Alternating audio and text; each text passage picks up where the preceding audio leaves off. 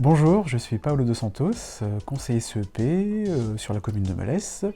Je travaille sur les problématiques énergétiques et je vais vous présenter les enjeux sur l'éclairage public.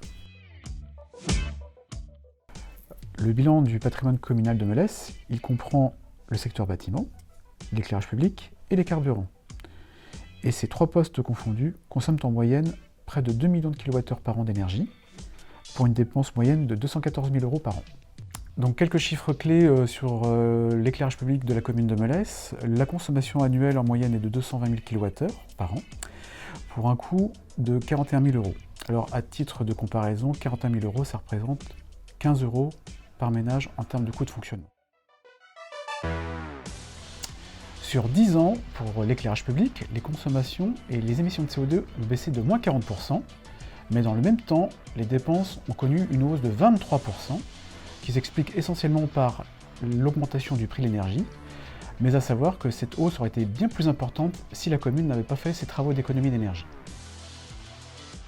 Les actions menées par la commune qui ont permis de réduire de 40% la consommation d'électricité de l'éclairage public, elles se traduisent essentiellement par le remplacement des anciens luminaires par la technologie LED, qui a permis de réduire jusqu'à 25% la consommation.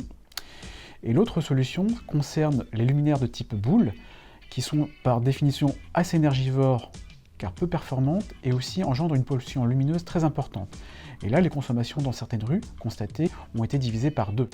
Et dans votre commune, des travaux ont été faits dans plusieurs quartiers, comme dans la rue des Rougets.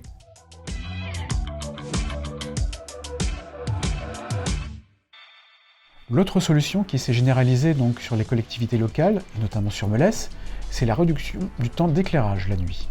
Puisque depuis plusieurs années, une coupure est proposée entre 23 h et 6 h, ce qui permet, à faible investissement, de faire une baisse des consommations de l'ordre de 20 à 30%.